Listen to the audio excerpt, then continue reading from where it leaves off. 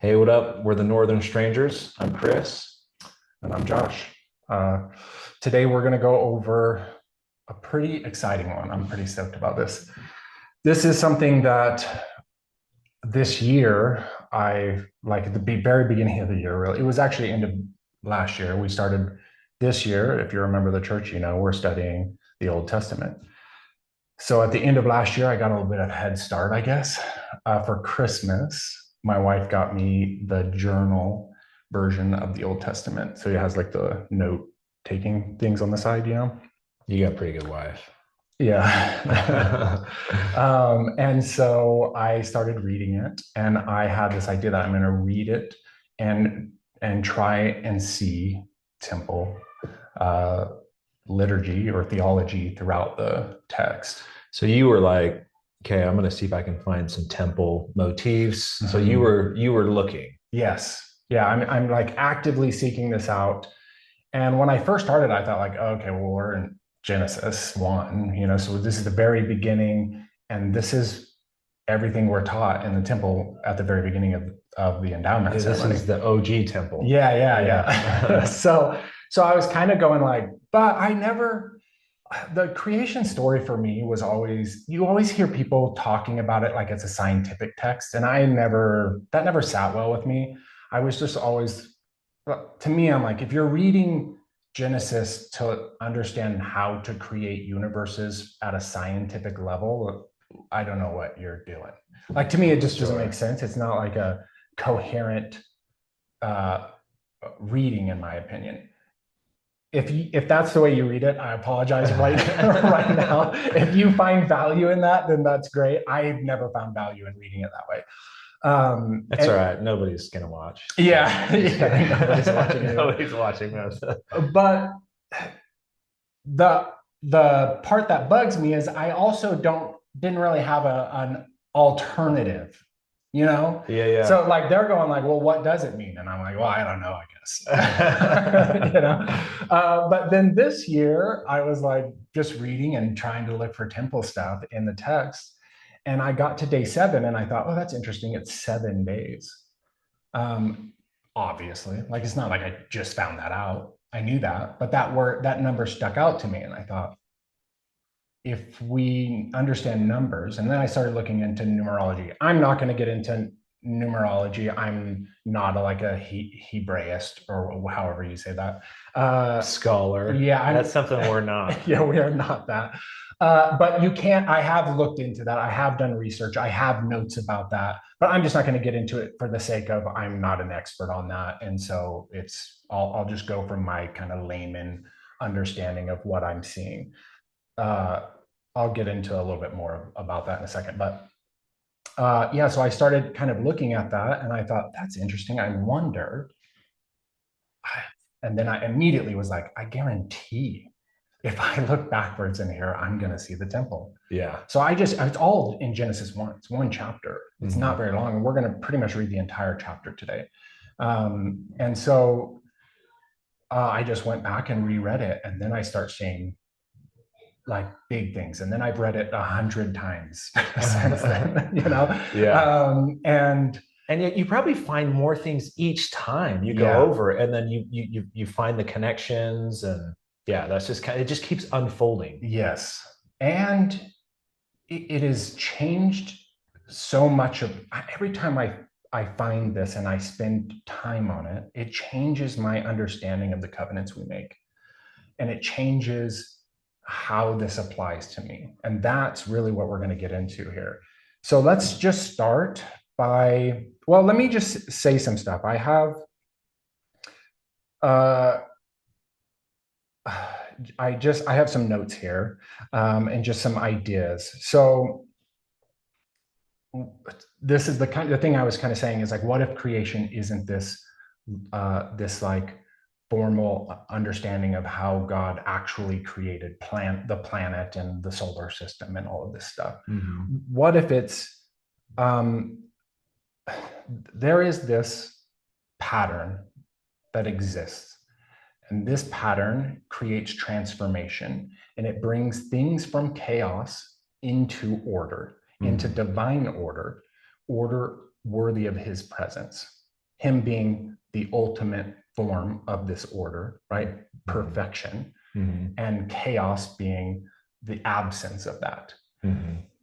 This is really this, there's a pattern that we're trying to understand, and that's what the temple is really teaching us. So we're trying to see this pattern of transformation, and this isn't new. We're not new to this study.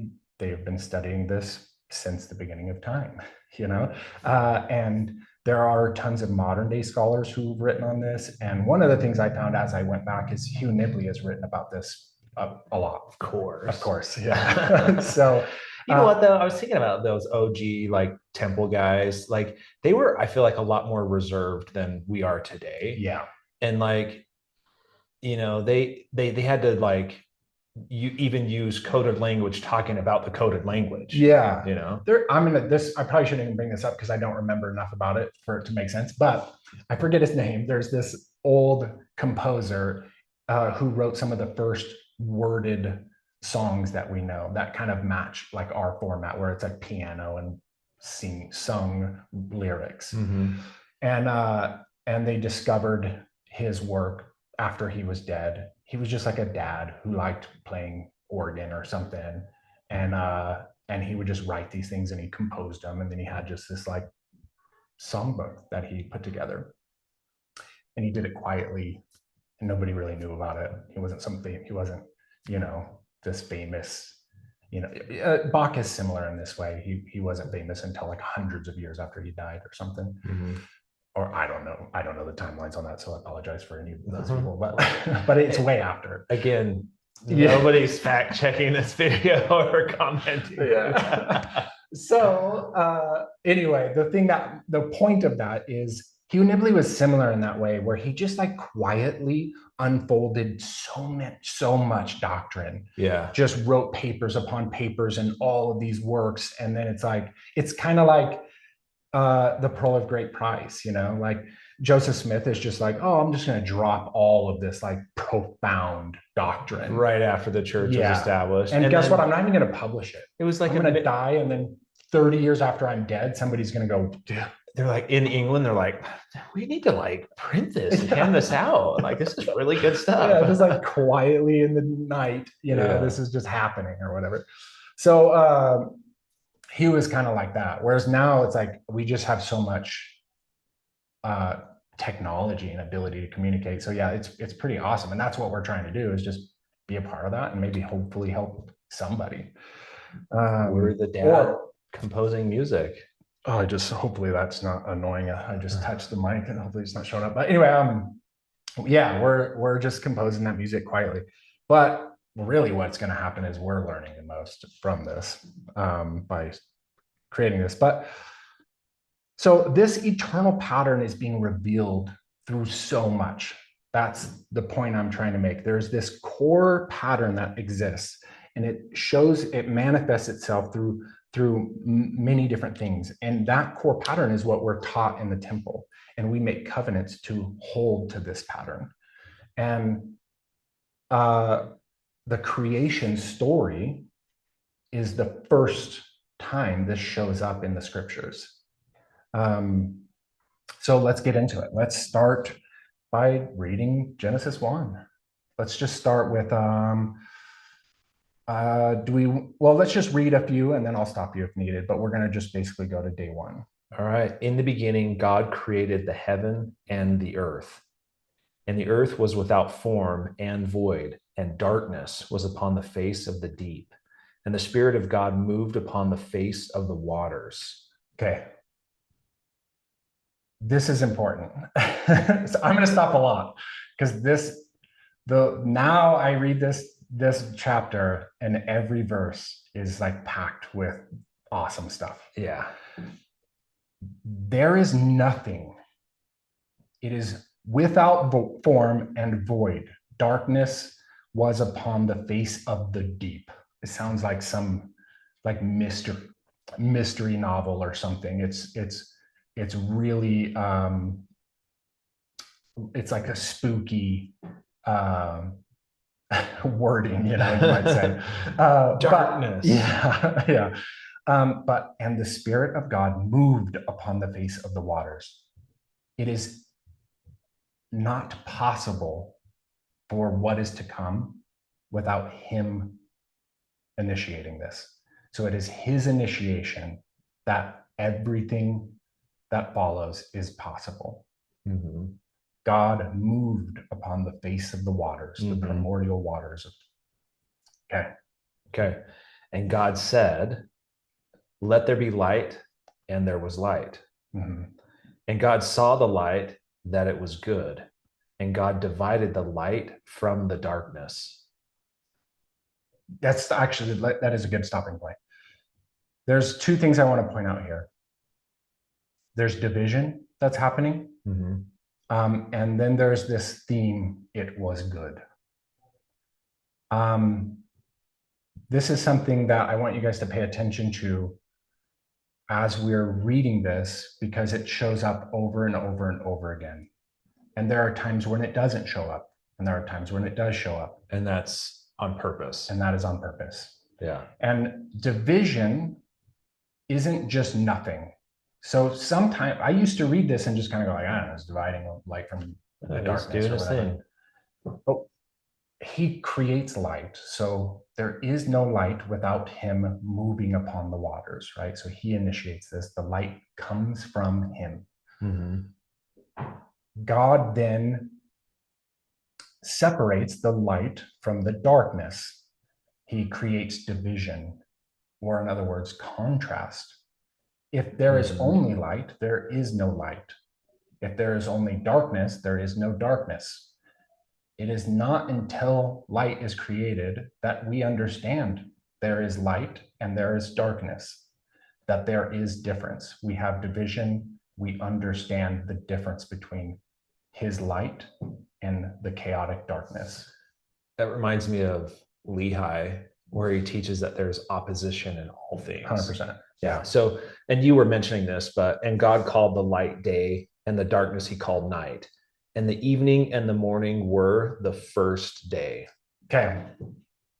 The last thing that happens on the first day is something is named. Naming happens, and those names come from God. It is not light when God names things. So what does that mean? We're not going to get too deep into that because that's an entire episode, probably. It's a deep discussion, but it's something to be aware of, that naming happens at this moment.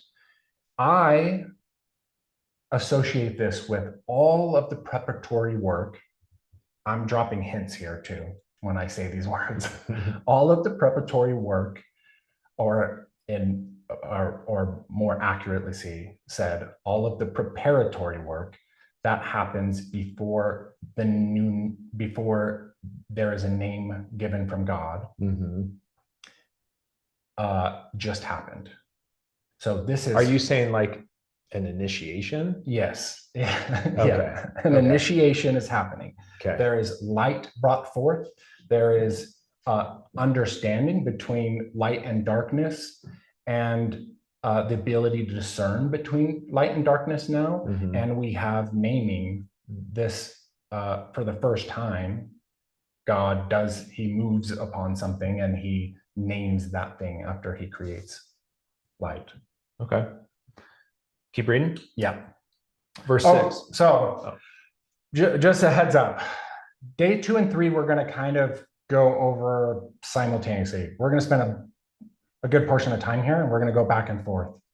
So so we'll probably be bouncing around a little bit here, but these are our big ones.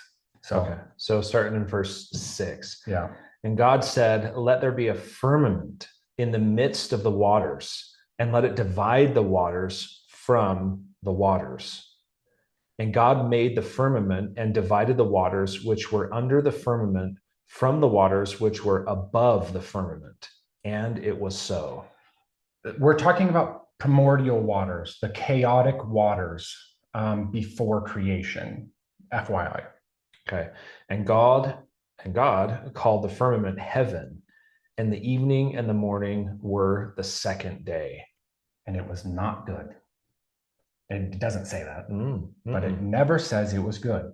And I think this is very important. This is the next thing. When I went back to read it again, I was telling you, I was like, oh, that's kind of interesting. I don't think I've ever noticed that before. Yeah. He doesn't say it was good. Yeah, I haven't noticed that. It's the only day he doesn't say it was good. Why? So let's talk about what happens here. God creates separation.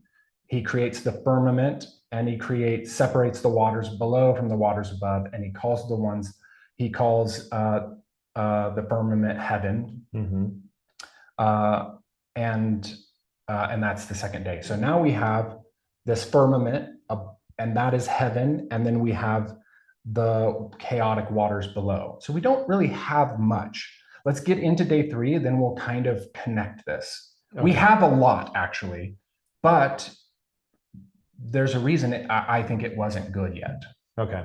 And God said, let the waters under the heaven be gathered together unto one place, and let the dry land appear. And it was so. And God called the dry land earth. So another name there. And the gathering together of the waters called he seas. And God saw that it was good. Yes. So naming said it was good. It's the first time it's good. Well, second time, right? No. In day 2, there's no good. Right. In day 3, it's good. Not just once, but if we keep going. Okay. Wait, he said it was good before, right? That on it day was 1. Good. Yes. Yeah. It's the first time since day 2. Sorry. Yeah, okay. Yeah. Oh, yeah. Okay. All right. Let's see. Verse 11. And God said, let the earth bring forth grass, the herb yielding seed, and the fruit tree yielding fruit after his kind, whose seed is in itself upon the earth. And it was so. And the earth brought forth grass, an herb yielding seed after his kind, and the tree yielding fruit, whose seed was in itself after his kind. And God saw that it was good. And the evening and the morning were the third day. Okay. So the third day it was good twice. Yeah. So there are 7 times he says it was good. But there's one day where he doesn't say it, and one day where he says it's good twice. I think this is interesting. Okay. Because there's covenants that we make, and those covenants are uniquely joined in ways we won't discuss here, but they are uniquely joined. And if you don't understand that, the next time you're in the temple, try and understand that. One is not complete without the other. The other isn't complete without the first. Mm-hmm. We're talking about obedience and sacrifice here. Mm-hmm. And you might be thinking, what the heck does this have to do with obedience and sacrifice? And you would be right in thinking that, I think. And it took me, hours of effort to try and understand this, to try and really figure out what is happening here. And we've talked about this before, where we're saying, what does a sacrifice mean? Like, what is at the root of sacrifice? Yeah. And what is at the root of obedience? Mm-hmm. I always say, like, the first thing that must happen in order for obedience to happen, there's these fundamental things that must be present, and you must have faith in order for obedience to exist, right? So there's like this faith, and then you're obedient to his law, his ways, right? His commandments, mm-hmm. whatever that might be, you're obedient to him. Mm-hmm. And the sacrifice is the action. But what do we always say? What is the sacrifice manifests itself in many ways, but what do we say it is at its core? I don't know. I could be wrong, but like sacrificing your will for his will. Yes. Aligning your will with his. Yeah. The sacrifice of your own will and replacing it with his will. Yeah. That is at the core of all the sacrifices. And Christ gave the ultimate example of that. Yeah. Nevertheless, not my will, but thine be done. Yes. This is really interesting to me. So this is what I'm kind of talking a lot about this, because having this more minute understanding of these covenants and what they represent and what they mean and the impact that they have on us, mm-hmm. Changes the way we read these texts as well, and mm-hmm. what this is doing. Because what what's the primary answer for a covenant? Like a promise, two-way promise. A two-way promise. Yeah. Right. So it is bidirectional, meaning this covenant isn't happening in one direction. There are things happening from our perspective, and there are things happening from his perspective. If we read this again, day 2 creates heaven. We don't have to read the whole thing again. Mm-hmm. Day 2 creates heaven, or creates separation of the waters, and it calls the firmament heaven. And day 3 creates the seas and the land, Mm-hmm. and then plant life comes forth. Mm-hmm. Life is possible on the earth, but it is a unique life, or there is life that comes later that is unique or distinct from this life, and we'll get into that later. But let me read this. So I have this book here. I brought this. It's a book I've been reading recently. Mircea Eliade. I think that's how you say his name. But at the very beginning of this book, I'm still pretty early on, but I'm not this early on, I guess. I have it highlighted, I believe. Where is, oh, that's the introduction. I apologize. I probably should have had this bookmarked. Here it is. I want to read this. Sorry, if I'm getting in the weeds here, I apologize. I promise I'll bring it all together. The religious experience of the non-homogeneity of space is a primordial experience. So it must be said that at once that the religious experience. So the religious experience of the I'm screwing that word up. The non-homogeneity of space is a primordial experience. So I used some big words there. I didn't use those big words. He used those big words. He uses a lot of those. This is a slow read if you for somebody like me who has to have a dictionary maybe next to him as he reads it. You just have to slow down and really think about it. What does homogeneous mean? Okay, sameness. Okay, so space that is not of the same thing, right? So elevated spaces, spaces that have different meanings, different. It is a primordial experience. It is a core experience. And those experiences, one of the things that, sorry, to be more accurate, the temple in our religion is a non-homogeneous space, right? It is not of equal, it is not on an equal plane. And what does the temple do? There's a path of ascension and learning. I mean, a lot of things. It does a lot of things, yeah. But at its core, I think what it does is it points us. It gives us direction, right? Yeah. Or in other words, orientation. It provides orientation, and that orientation leads where? Back to the Father. Back to the Father. Back to His presence. His place of rest. That's where it leads. So when you're in the temple, it is providing you with orientation. This is something that Mircea describes in this first section. Dude or chick? Is a dude. Is he a member or no, just a biblical scholar? He's just this incredible scholar of religion. And I don't know. There's nothing online. I was actually talking at a thing to Dave Butler about this. I went to a lecture and had the opportunity to chat with Dave Butler. Great guy. And we were talking about this, and he said he looked it up and he was like, there is no evidence or anything that suggests he even knew that our church existed.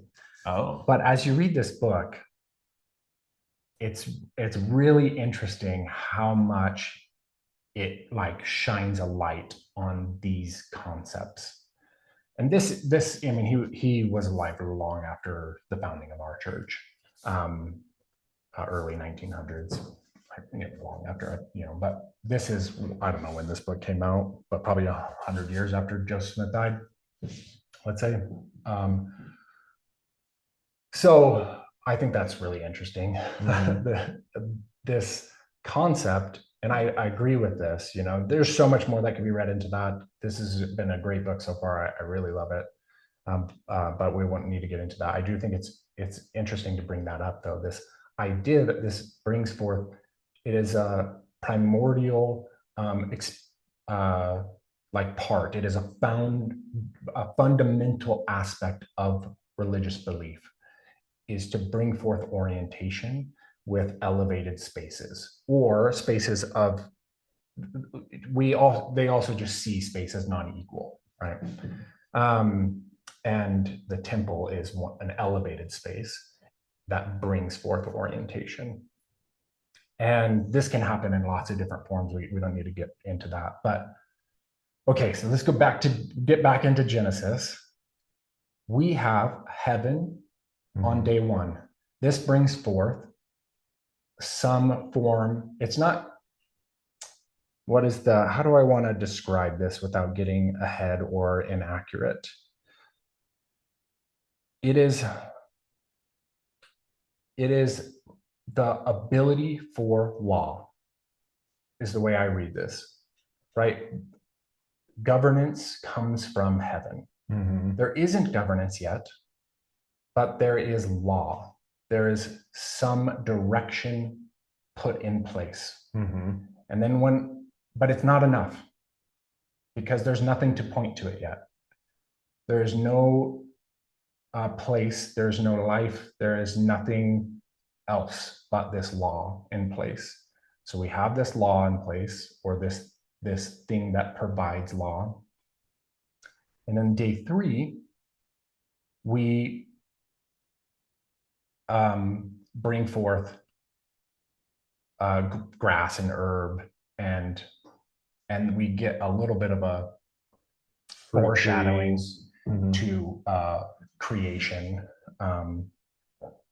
whereas it's yielding seed, and it yields fruit after its kind. That is going to be talked about a lot later. But I think this is really interesting, because now we have this earth that has trees and plants and life on it. It is capable of producing life or sustaining life. And we have separation, we have light, we have darkness, we have heaven.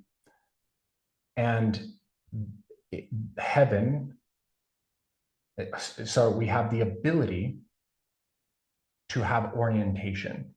So without this, it's not possible to have orientation, because what do you orient yourself toward? If you don't have heaven, and you don't have earth that can sustain life, then there isn't something that can orient itself, and there isn't a direction for that thing to be oriented toward. So we have the structure. So he provides the way for us to have faith and be obedient, to have law, right? Which, if you're being obedient, you're following his laws, you might say. If you're being disobedient, you're disobeying his laws. So we have that contrast again, the light and darkness. If he's provided an earth that is capable of sustaining life, and he has provided the structure that allows us to orient ourselves and sacrifice our wills for his will. So the way I look at this, and maybe people are going to think, this guy's off, he's reading into the text, this makes no sense at all. These 2 days are uniquely joined in this way. They are not good without one another. Day 3 is good twice. Day 2 is not good at all without day 3. At the end of day 3, it is completed. That this unique join is the thing that brought my attention to this and made me think there's got to be something here. And then I realized covenants work two directions. And he is providing everything we need to fulfill our end of the direction in these 2 days. Yeah, so that's really interesting. So what you're saying is he said it wasn't good after day 2 because they weren't obedience and sacrifice weren't joined yet. Yeah. And when they were, then he says it twice. It's like, okay, now we have both. We've got order, right? We've got law and obedience and sacrifice. We've got those. They're together now. Yeah. It is good. Yes, exactly. Okay. And that's the end of the 3rd day. I'm doing my best to not get too tangential. There's so much here that I've gone down so many different paths, and there's so many other thoughts that I'm trying to avoid my brain from,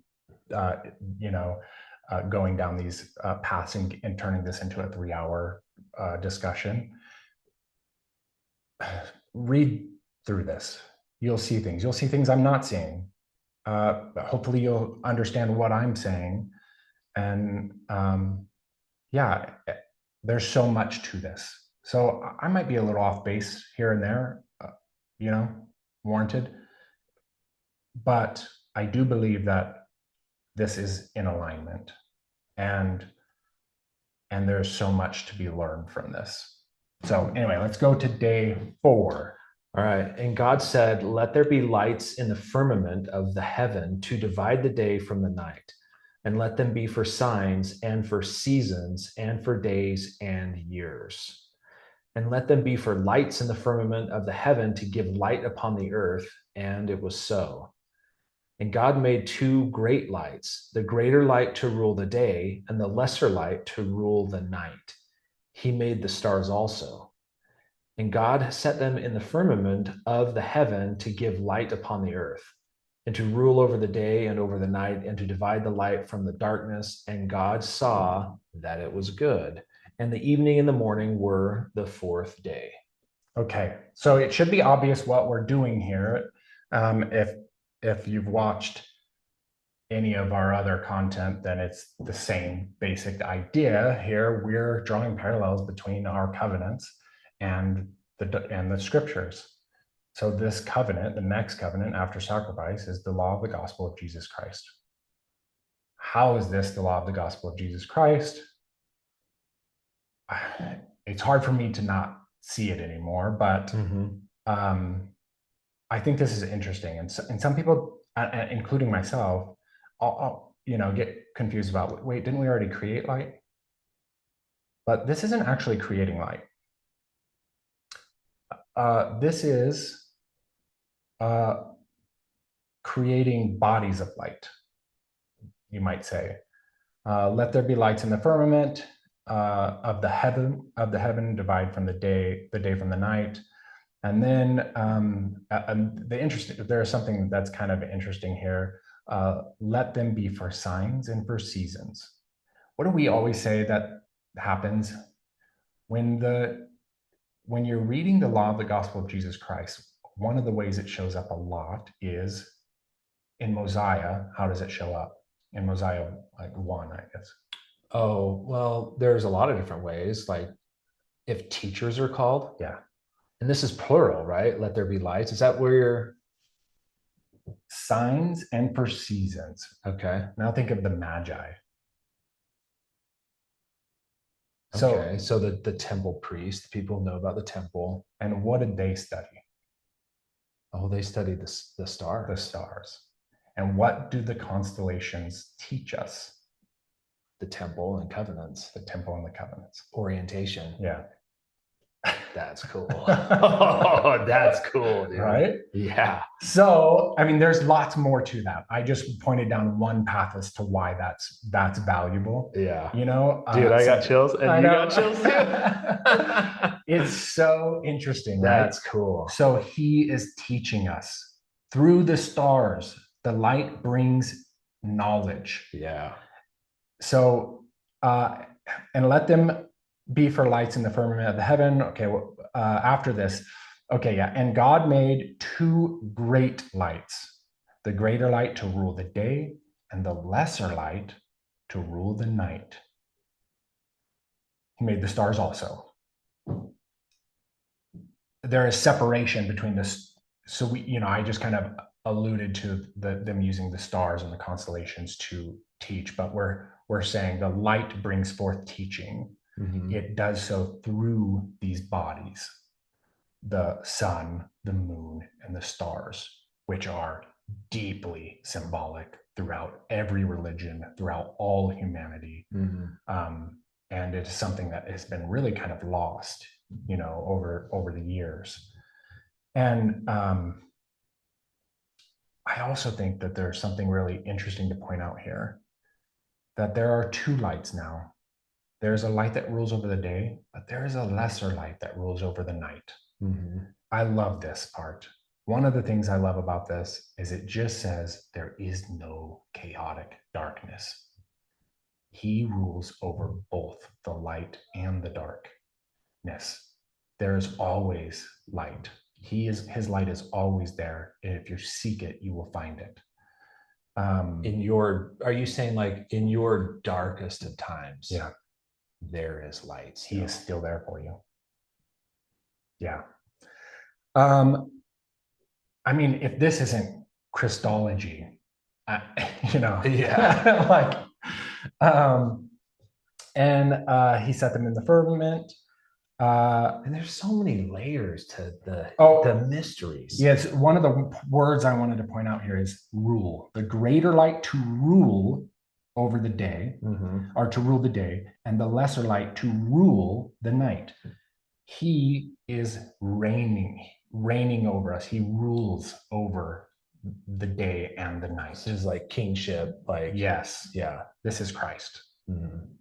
Yeah, yeah. And there's so many layers. It's like the onion, I mean, obviously something that Joseph Smith revealed and modern day prophets is the sun, being the highest kingdom, and the moon, and then the stars. And then, I mean, outer darkness, that's the chaotic darkness where there is no light there. Yeah, or I mean, maybe, yeah, that's kind of interesting. Or light, we know that from the beginning, that the absence of God is the chaotic, I mean, the mysterious words, void, and darkness, without form and void. What does it say? I always like that, like spooky language. Yeah, without form and void, and darkness was upon the face of the deep. Yeah, it's like so. I love that. It's so like Edgar Allan Poe, I guess, or something. Sure. All right.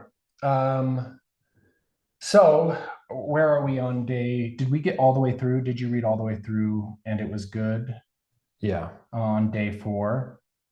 Yeah. Oh no. Let's see. Yeah. So to rule over the day, divide. Yeah. And God saw that it was good. And it was the 4th day. Yep. All right. So move on, or? So yeah, I just guess just to wrap that up. So we have the ability for obedience and sacrifice now. We are able to orient ourselves and replace our will with His, and point ourselves towards heaven. Sacrifice. Yeah. So we have the law of the gospel of Jesus Christ, which, I mean, day 4 is just pure Christology. Mm-hmm. And then now we're getting into day 5, which is the next covenant, is chastity and family. Yeah. And this one is pretty good. Okay. So verse 20. Yeah. And God said, let the waters bring forth abundantly the moving creature that hath life, and fowl that may fly above the earth in the open firmament of heaven. And God created great whales and every living creature that moveth, which the waters brought forth abundantly after their kind, and every winged fowl after his kind. And God saw that it was good. Okay, so let's pause here for just a second. So there is something unique that's happening here. There's this word abundantly that's being used, which I love, because it is good when it is abundant. And there seems to be like emphasis on that this life that is coming forth is in abundance. Life is good, and bringing forth this life is good. But difference from plants and animals, he says, and God said, let the waters, hold on, and fowl that may fly above the earth ferment. And God created the great whales and every living creature that moveth, which the waters brought forth abundantly after their kind and after his kind. And God saw that it was good. Okay. Sorry, I just wanted to make sure I wasn't missing anything. There is something different between plants and these animals now. And hold on. Let's just read a little bit more because there's a specific thing I want to bring up. Okay. And verse 22, and God blessed them, saying, be fruitful and multiply and fill the waters in the seas and let fowl multiply in the earth. Okay. So that's the key that I wanted to bring up. Yeah. This is screams. Yes. Law of chastity. Yes. Be fruitful, multiply, thou shalt. This is the first blessing God ever gives. And God blessed them.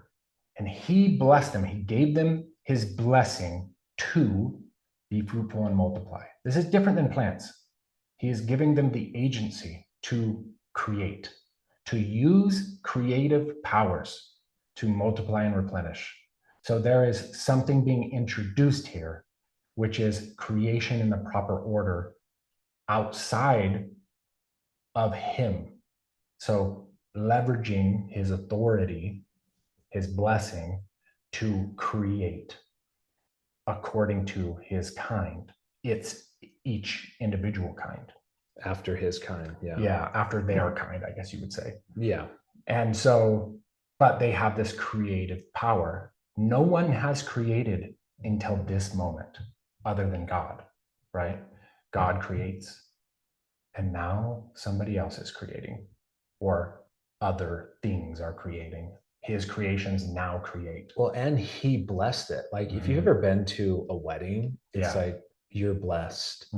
You know, it's a blessing. Like or a blessing. The Father gives his blessing to that marriage. Word is like all in. Yes. The marriage. And it's like God blessed it. Yep. This is of his he is allowing this to happen. He is allowing his creations to partake in his creative powers. That's cool. So that's something is very law of chastity. It's not just creating life. It's not just multiply and replenish. It is his authority granted to us to create within the proper order, each to their kind. Yeah. So so we're on law of chastity. Now, when you were reading this is just sticking out to you. Yeah. But you were talking about Hugh Nibley earlier. Has somebody seen it this way before, according to what you know? Like, not quite this way. I haven't seen anyone kind of talk about that's the main reason you and I wanted to do this, is because we're not really seeing people talk about it in this level of specificity. And maybe there's reasons for that.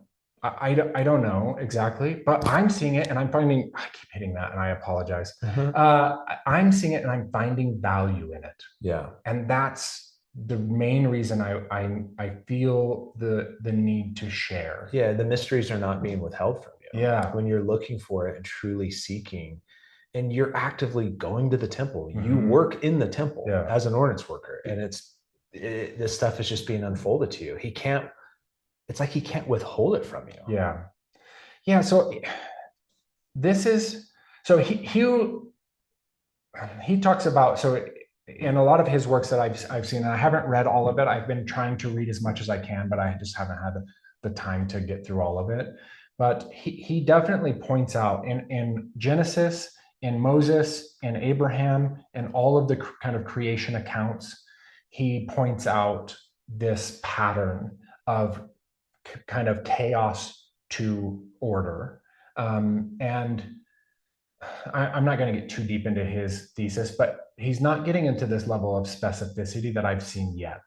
I haven't seen it, but it doesn't mean it's not out there.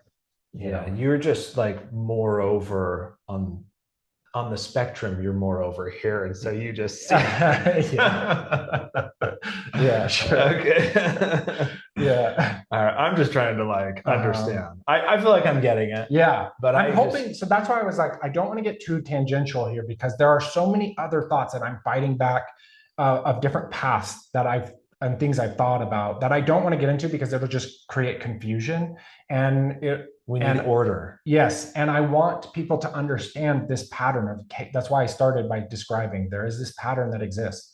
This isn't the creation of the pattern. The pattern is they're fundamental It's an laws. eternal It law. is an eternal law. And when you think of that, that's like Yes, it is huge. more fundamental than the creation story itself. The Mhm. creation story is our first understanding of it. The Yeah. cosmogony of the universe is the origins of who we are, why we're here, all of these things. And that path teaches us everything we need to know to return to our Heavenly Father. Okay, let's go into further into this one. Do we get all the way to the end of day 5? So Yes, yeah, in the evening, morning was the fifth day. So the sixth day. So the 6th day is so now we're into consecration. It starts off with a little bit more multiply and replenish. So we'll go into that. So verse 24. And God said, let the earth bring forth the living creature after his kind, cattle and creeping thing, and beast of the earth after his kind. And it was so. And God made the beast of the earth after his kind, and cattle after their kind, and everything that creepeth upon the earth after his kind. And God saw that it was good. Okay, so if we go back to the 5th day here, when we're talking about chastity, I had you stop a little early on accident. We needed to get to verse 22, which is God blessed them. Said, so be fruitful, multiply. This is the law of chastity, right? That's why I wanted to bring this up. He is giving his blessing for us to participate, for his creations to participate in the power of creation according to our kind, and in day 6 it doesn't do that again. It just continues on with, we did the sea animals, now we're going to do the land animals. Why those are on separate days, I haven't quite figured that out. Why the sea is on day 5 and the land is on day 6. And also you'll see that humans are on day 6. Why that separation exists for the animals, I haven't quite nailed that down. I have some ideas, but I'm not even going to get them to because they're not fleshed out well enough to bring to this. So if you know, please comment. Yeah, I would love to. I would give love us to the know. sources. Yeah. Okay. Okay. So we went through, and it was all the cattle are created. It's more creation stuff. Creeping. Yeah. Okay. Verse 26. Yeah. And God said, let us make man in our image, after our likeness, and let them have dominion over the fish of the sea, and over the fowl of the air, and over the cattle, over all the earth, and over every creeping thing that creepeth upon the earth. Okay. So this is huge. What is creation in the proper order? How have we learned about that so far? Every creature has multiplied and replenished according to like their own kind. Their own kind. Whose kind are we? In his kind. We're his divine. Kind. Yeah. So you're saying that, hey, pay attention here. There's separate language. There's a distinction. Yeah. That's after their kind, but man is created after his kind and after their likeness and their image. We are of the kind of God. We are the offspring of God. Yes. Which is such a cool theology. And why is that really just in our theology? I don't know. It's heartbreaking, really. Yeah, this is so. I heard a story the other day, and they were like listening to the missionaries or something, and it wasn't until they just said something like, "We believe that we are children of God," and it's like, and when somebody speaks the truth, the Spirit has to confirm. Yeah, it has to testify, and that like hit deep, and then they're like, yeah, and then they realized, oh, this is if you come forth with a contrite spirit, a broken heart and a contrite spirit, like it will speak to you. Yeah. And here it He will is. speak to you. Verse, Yeah. Genesis 1:1. We are of his kind.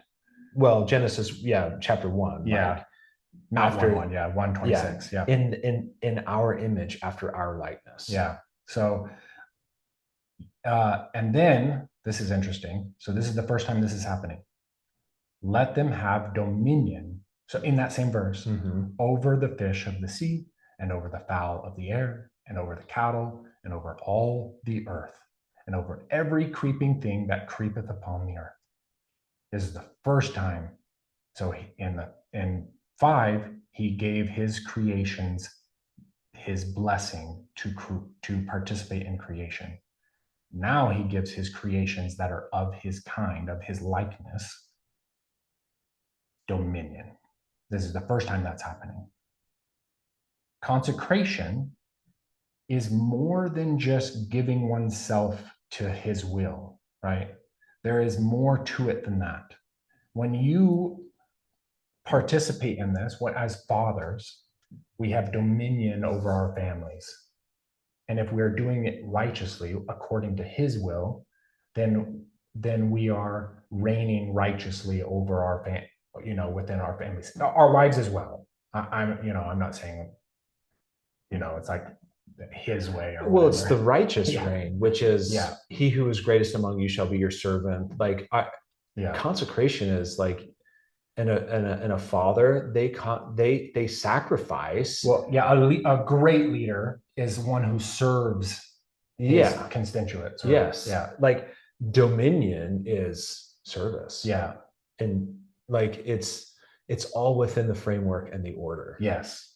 So when I see this, I don't see it as a bad leader, as we have dominion, therefore we're in charge. We're in charge. Yeah. It's like we must work. We must do his work. We must bring forth good fruit. We must bring forth, we must help in Christ's calling efforts to return us, to these children, to their Father in heaven. And it's all for the benefit of others, your family, for our fellow man. Yes. Yeah. And more over everything created. Over everything. So I want to get into something in a second on that. But let's go a little bit further. Verse 27. Yeah. Okay. So God created man in his own image. In the image of God created he him. Male and female created he them. And God blessed them. And God said unto them, Be fruitful and multiply and replenish the earth and subdue it, and have dominion over the fish of the sea and over the fowl of the air and over every living thing that moveth upon the earth. So just to be clear here, this isn't the origins of chastity. Chastity was given, the order of chastity was given on day 5. In day 6, it is given to man. So this is where we enter this covenant with him when we are created, when the ability for consecration is provided and requested, basically, asked of us. It is given to us, and then it's up to us to do so righteously. So there is something here. Well, actually, should we just read? Let's finish day 6. Okay. And 29. Okay, verse 29. And God said, Behold, I have given you every herb bearing seed, which is upon the face of all the earth, and every tree in the which is the fruit of a tree yielding seed, to you it shall be for meat. And to every beast of the earth, and to every fowl of the air, and to everything that creepeth upon the earth, wherein there is life, I have given every green herb for meat. And it was so. And God saw everything that he had made, and behold, it was very good. It was very good. Very good. So it wasn't just good, it was very good. And the evening and the morning were the 6th day. Okay. So I want to bring up one point that gets brought up against kind of like an atheist attacking point against Christianity. That is very common, that I always find intriguing, but I think that we provide, our theology actually has answers for it, and we just went over it. But before we get into that, all of this is on us. We have dominion over the whole earth and everything on it. The meat that is used, everything we should be doing. And if we're doing it, we should be doing it righteously, right? I think that most people kind of want that. There are definitely evil actors in the world who are very selfish actors. But I think most people want joy and goodness in the earth, on the earth. But there's something that gets brought up. What is one of the core ideas? Do you know? I mean, for sure. I just don't know that you'll be thinking about it. That atheists bring up about suffering. Oh, like if God was a loving God, like why would he let anything suffer? Yeah. And so then you can kind of go like, okay, well, if suffering is observed, they'll kind of say like, oh, for us to suffer, we must suffer to be able to be transformed, to become like him, right? We must be able to see the difference between the darkness and the light that is initiated by God. So, but then they'll say like, yeah, but what about like an animal who's suffering in the woods and nobody even knows about it? It's not us. Yeah, I think Alex O'Connor brought that up in the debate. Was it This gets brought up in that. he brought it up with Jacob Hansen, Yeah. in like that Jubilee Media. That's what it's called. Yeah. But when I was watching that, I was like, no, but that is a creation of God too. And Christ suffered alone, and that animal suffered alone. Yeah. And we suffer alone sometimes. And that's where like we learn and we grow, and it's for your own eternal progression. Well, one of the things that I always think is interesting is they seem to like feel that this is like a bypass, like that suffering shouldn't exist, that it has no purpose. But to me, I go, well, I mean, it seems to create a lot of value, even just in this discussion alone. Like we're kind of understanding why, what is suffering, and is it okay for somebody to suffer in the woods alone, an animal, a creature that doesn't have dominion over this earth, who is a creature of God, but who does have dominion over this earth? We do. Mm-hmm. It is our responsibility. All of this is our responsibility. We are told so here. We have dominion over all of the creatures on the earth, every creeping thing. If that animal is suffering, it's on us. It's our fault. If we're not living righteously, like in a perfect utopian or whatever, that's a loaded term, but world where everyone is perfectly righteous and we're about to be beamed up, to, what's that term? There's a word for this and I'm just forgetting it. Oh, like what you're talking about, like City of Phoenix? Translation. Yeah. The earth is about to be translated to heaven. In that perfect world, when the whole world is ready for translation, will that animal still be suffering, or will we be doing a much better job of reducing that suffering in the woods?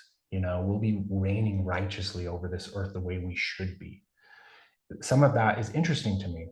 The other thing is creation worth it? So is the atheist's argument that we should have never created any life because there will be suffering? If that's their argument, then that I don't know, that doesn't seem valuable to me. That seems without void. Yeah. Yeah. The darkness upon the deep. Yeah, that's nothing. Yeah. So, or are we to learn that creation is worth it? It's worth it, even though there will be suffering. And all of that suffering will be healed through Jesus Christ. It's worth it. Yeah. So, yeah, I mean, you think about people who, like my father-in-law, who, in the mid 90s gets in a bicycle accident. He's a partial paraplegic, he probably knew that he would face some pretty heavy physical trials, but he's passed on now, and I guarantee it's worth it. And knowing that even before, say, send me down. Yeah. You know, we wanted to experience this life and prove that we would be obedient. Yeah. And we would follow all of God's commandments. Yeah. So this is consecration. If we want to be successful in this, sorry, that's the thing that we really need to point. So there's kind of two things. The creation story is telling us something very specific. Actually, go real quick. No, actually, we'll do that at the end. We'll do it at the end. Okay. We're going to go to Genesis 0. Moses one. Yeah. You know what I was thinking about too? Like just being in the temple, and it's like Adam and Eve, they're created, and God created this great place for them to dwell in. It says you have dominion, and he's like, now go take care of it. Yeah. Like consecrate yourself and take care of this place. Yeah, we are given dominion over all of the earth, and so he is doing this thing. He is building this structure that is his end of the covenant path, and our end of the covenant path is to fulfill all of these things righteously. You know, if we want to be successful, we need to be obedient. We need to sacrifice, align our wills. We need to follow the teachings of Jesus Christ. We need to multiply and replenish according to God's kind. We need to be perfect in consecration, complete devotion of ourselves to him. And that is how dominion will be successful. So we'll go into, well, I'll go back to, you want to open this in a different tab, maybe? What am I opening? No, just the scriptures. So we're going to read Alma. We're going to read a few things here I wanted to touch on. But first, let's read day 7. We're not going to read all of Genesis 2. We're just going to read day 7. Genesis 2 and 3, if we're getting into garden stuff, it's an immense amount of discussion around that. So where am I in Genesis? Genesis 2, very beginning. Okay, Genesis chapter 2. Let me share my screen so everybody can see it. So nobody can see it. Yeah. Hopefully somebody sees it. Yeah. All right, so Genesis chapter 2. Thus the heavens and the earth were finished, and all the host of them. And on the 7th day, God ended his work which he had made, and he rested on the 7th day from all his work which he had made. And God blessed the 7th day and sanctified it, because that in it he had rested from all his work which God created and made. Yeah. So entering his rest, his place of rest. This is the thing that I was like, day 7, 7 days, place of rest. Let's go to Alma and figure out what this means. Okay. Alma chapter what? Alma chapter 13, verse 16. This is the Father talking. Now these ordinances were given after this manner, that thereby the people might look forward on the Son of God, it being a type of his order, or it being his order, and this that they might look forward to him for remission of their sins, that they might enter into the rest of the Lord. Yeah, this one isn't the Lord talking, I don't believe, but yes, that we might enter into the rest of the Lord. So it's that journey into his resting place, into the celestial kingdom, his place of rest. The final ascension. Yes. So if we read, let's also read 12:34, which is the inverse of this. Alma chapter 12? Yeah, chapter 12, verse 34. Alma 12:34. If you just hit that arrow, I think it'll...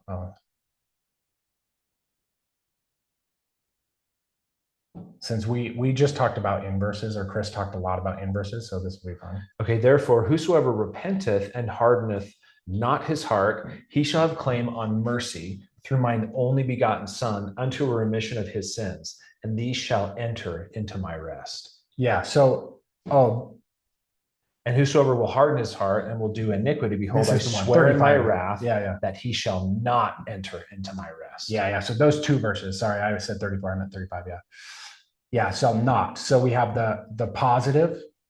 If we follow the covenant path, if we align ourselves with our will with his, if we follow Jesus Christ, If we do the things and we are successful in our dominion, we enter his rest.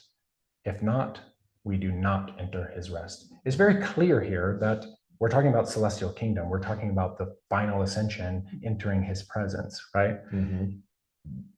His place of rest. That is where this ends.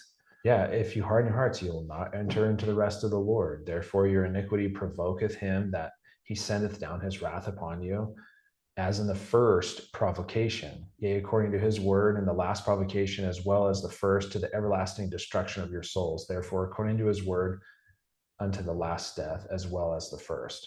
Yes. Let us repent, harden not your hearts. We provoke. So not let's the go Lord our God. let's go to Moses real quick. So we have that. I just wanted to add something from the Book of Mormon here that just talks about. I love these verses. I was just reading this this year. Just reading Book of Mormon stuff. And I came across. I texted you about that. Like, oh, check this out. The Father's talking about his place of rest, because I was already hinting at you about the Genesis stuff that I was reading about. Mm-hmm. And I'm like, just more confirmation that that's what this is talking about. They're not even describing it as, the kingdom of God in these verses. They're talking about it as his place of rest. In every temple journey, it's like at the very end, that's the place of rest. That's the place where we end. Yeah, like the people of Alma, Mm-hmm. that when they made it back to Zarahemla, Yeah. which is kind of a place of rest. Yeah, totally. The etymology of the word. Mm-hmm. Yeah. So go to the end of this. End It's of the Moses scripture chapter 1. mastery. I forget what verse it is, but this 39. is my work. Yep. Yeah. So, for behold, this is my work and my glory, to bring to pass the immortality and eternal life of man. Okay. There's a lot in there. That's everything. That's everything we just talked about, right? What did I say? Like, this is Genesis 0 that we're reading here. Genesis 0, verse 39. So before creation, he's telling us why he's about to do all of this stuff. For behold, this is my work and my glory, to bring to pass the immortality and eternal life of man. All that I do is to provide you a way to fulfill your covenants. Everything we talked about, right? We're talking about him fulfilling his end of the promises so that we can fulfill our end of the promises. He is putting all of the things in place that we need. He is setting up everything exactly as we need it so that we can fulfill our end. To repent. To repent and to be transformed into something that resembles him. Through Jesus Christ. Through Jesus Christ. Like, huge. So I didn't get into Moses here. We stuck with Genesis. I didn't get into Abraham. We can.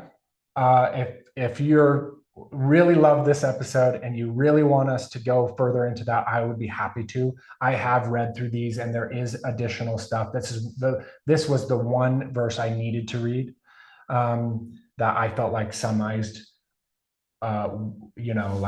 gave more value to and purpose to it. It really was just like, this is it. This is what I'm reading in the text. He says it. If I would have just read Genesis 0 and understood, I would have known this a long time ago. Yeah. So if you want to hear that stuff, let us know. I think the next, I've been reading the Old Testament, so, we can get into, I'm not sure if we want to get into the garden next or not, but let me just leave with this. Everything he does is fulfilling his end. All we need to do is fulfill our end. We need to fulfill our end of the covenants. And the covenant path is, we make these covenants so that we see the path. And as we learn these details, we know what that path looks like more and more. The clarity comes, the mysteries will unfold, and that transformation is real. and it will transform you into something that more resembles him. And that is what he wants. It's all he wants. Everything he does is to bring forth your immortality and your eternal life through Jesus Christ. And he's given us so many tools to like do it. The temple being the biggest one. Yeah. I mean, think about the prophets, the temple. Yeah. President Nelson. I always thought that like, you always think, okay, what's the rising tide that lifts all boats? Mm-hmm. And all the boats are just everything in the gospel, your life, like repenting and it's like what can lift everything in your life. And I always thought reading the Book of Mormon every day, because that was what did it for me. Yeah, I think, and I agree with that actually. Yeah, and my whole life I'm like, that's it. If we can just get the youth and just anybody, just read the Book of Mormon every day. If it's 2 verses, 4 verses, it's powerful enough that you will start to make that bend or that transformation. Or that orientation. The orientation. Yeah. Staying on the path, getting on the path. Yeah. And President Nelson, was basically was like, what's also that, or what is that? It's going to the temple. Yeah. Being in the temple. Well, he is like, if you're not in the temple, you're not going to make it. So you're not going to survive spiritually. Yeah. And that's where we're going to receive the Holy Ghost. But we have so many things to help us too. I'm thinking the scriptures, the temple, friends, patriarchal blessings, the gift of the Holy Ghost. Like, just go to the temple, receive strength, go to the temple often, receive that strength, and your orientation will be leading back to the place of rest. Yeah, 100%. Anything else? I think that's it. Okay, well, in every episode that we do, we always want to share like good tunes. Yeah. We love music. And, it's like, on Sunday, it's like, let's listen to gospel music. Yeah. Or music that uplifts. Chris and I we both collect vinyl. So we always like, anytime we go to a record store together, which we often frequent record stores, really across the nation. Mm-hmm. And one of the things we're always seeking out is like their gospel section to find like cool stuff to listen to on Sundays. And you can find tons of cool gospel stuff. Yeah. Now, and it's usually older. We'll introduce some new stuff. There's some cool new gospel stuff, sure. But something that I wanted to say, like, go check this dude out. Yeah. So Sunhouse, he's one of the original, Mississippi Delta bluesmen. You know who this guy is, because if you've listened to the White Stripes, you've listened to Death Letter, like that's a cover. So Jack White covers this guy. Mm-hmm. And that original song though is just him singing and clapping. That's it. And offbeat sometimes, but it's just so raw. But on this, so go discover Sunhouse. And he sings about on this particular record, he sings about how preaching the blues, he wants to be like a preacher. And you can just feel that he knows and loves the Lord, and it's just such good music. So yeah, go check out Sunhouse. It's a great, any of his records are going to be good. Very influential in rock and roll, just everything. Like, he's one of the OGs. So with that, we'll bid you adieu and say, hey, thanks for joining us. Yeah, no other strangers out, I guess.